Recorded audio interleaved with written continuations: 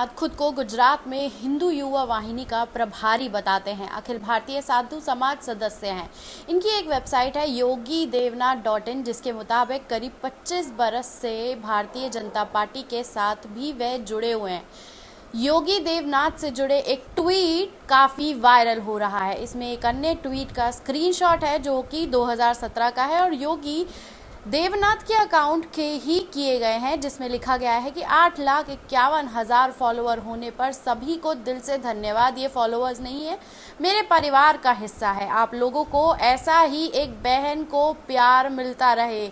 एक बहन, इस शब्द पर ही विवाद खड़ा हुआ है। आरोप है कि योगी देवनाथ का एक महिला की पहचान से ट्विटर अकाउंट बनाकर फॉलोअर्स जुड़ाए गए। जब अच्छी खासी संख्या में फॉलोअर हो गए तो महिला का नाम वगैरह हटाकर अपनी जानकारी दर्ज कर दी और फैक्ट चेकर मोहम्मद जुबैर ने ये आरोप लगाते हुए ट्वीट किया है। नमस्कार, मैं खुशबू अख्तर और आप देख रहे हैं पल पल न्यूज़। मुबारक हो बहन, बहुत ढेर सारा प्यार। लड़कियों के नाम से ट्विटर पर अकाउंट बनाओ, भक्तों को बेवकूफ़ बनाओ, फॉलोअर्स बढ़ाओ और फिर जब नाम बदलकर अपनी असली पहचान से ट्विटर वेरीफाई कराओ।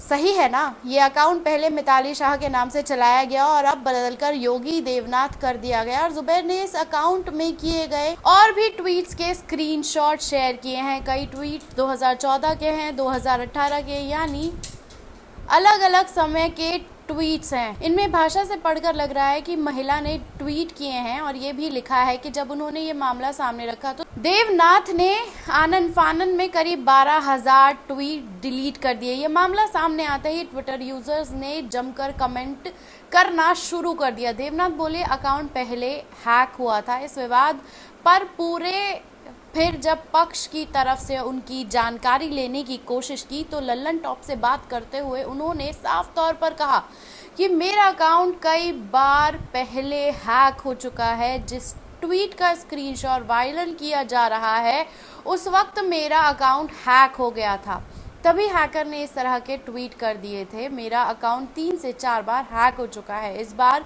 हम इसी तरह के ट्वीट्स किए गए थे। फिलहाल हमने ये ट्वीट्स डिलीट कर दिए हैं। अकाउंट वेरीफाई होने के बाद भी पिछले दिनों मेरा अकाउंट हैक करने की कोशिश की गई थी और हमने साइबर सेल में भी इसकी शिकायत कराने जा रहा हूँ। योगी देवनाथ ने ये भी दावा किया है कि उनके विदेशी नंबर से मैसेज आते थे। मैसेज में कहा था कि वे ट्विटर के दफ्तर से हैं।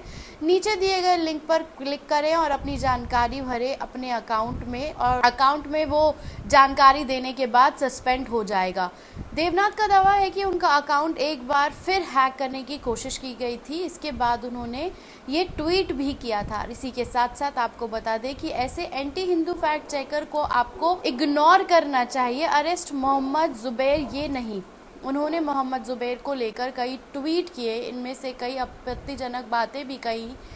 उनके अलावा भी तमाम राइट विंग समर्थक इन स्क्रीनशॉट्स को गलत और भ्रामक बताते हुए अरेस्ट जुबैर के नाम का ट्वीट कर रहे हैं, लेकिन इनके ट्वीट इतने हो गए कि अरेस्ट मोहम्मद जुबैर ट्रेंड करने लगा है। इसी के साथ ये बात सही हो जाती है कि हिंदूवादी संगठन का जो प्रभारी है वही एंजल प्रिया निकला है और एंजल प्रिया निकलने के बाद की सच्चाई ये है कि जब सच सामने आया, पूरी तरीके से बेनकाब हो गए, तो अरेस्ट जुबैर अंसारी का ट्विटर ट्रेंड करा दिया ताकि उनके जितने भी जो उनका पर्दाफाश हुआ एंजल प्रिया के छुपे होने के नाम को लेकर, अब वो पूरी तरीके से बेनकाब हो गया है और बेनकाब होने के चलते अब जब मुंह दिखाने लायक नहीं बचे तो एक ट्विटर ट्रेंड करा दिया ताकि बची कुछ इज्जत उनकी बची रह जाए।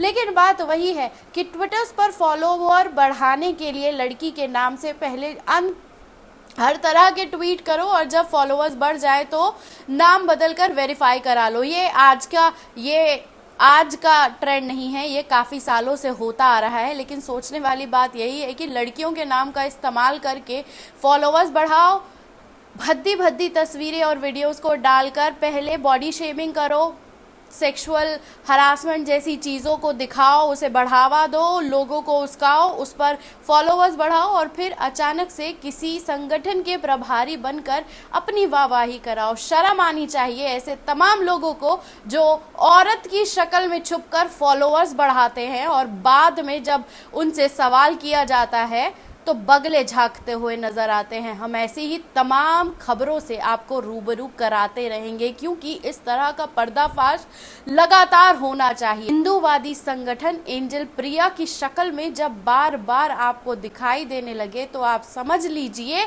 कि भक्तों को अपनी बात का डंका बजवाने के लिए एंजल प्रिया बनना पड़ रहा है और सोशल मीडिया पर अपनी पूरी की पूरी पहचान बदलनी पड़ रही है। और जैसे ही ट्विटर ट्रेंड होने लगा तब 22,000 ट्वीट्स डिलीट कर दिए गए और 22,000 ट्वीट्स डिलीट करने के लिए प्रभारी जी ने कितनी मेहनत की होगी और उसी का काउंटर करने के लिए अरेस्ट जुबैर पर जो ट्रेंड चलाया गया वो भी अपने आप में देखने वाली बात है। और उस पर हंसी आती है कि जब एंजल प्रिया किसी प्रमोद की शक्ल में सामने आ जाती है तो फिर उसे छुपाने के लिए तमाम तरह के प्रोपेगेंडा करने पड़ते हैं ताकि हम ये कह सकें कि हमारा अकाउंट जो है वो हैक हो गया था और हैक होने के चलते हमारे साथ ये हुआ।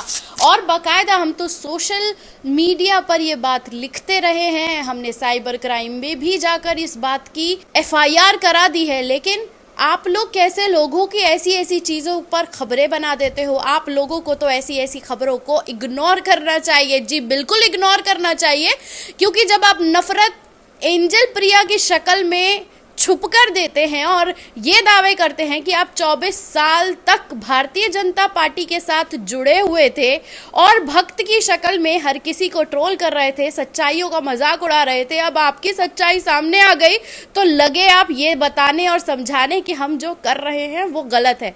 तो गलत क्या है जनता अपने आप डिसाइड करेगी। और आपको ये वीडियो कैसा लगा कमेंट बॉक्स में आके अपनी राय ज़रूर दीजिए और एक बार एंजल प्रिया से जाकर पूछ लीजिएगा कि ज़्यादा बुरा तो नहीं लगा अपनी सच्चाई बाहर आ गई तो।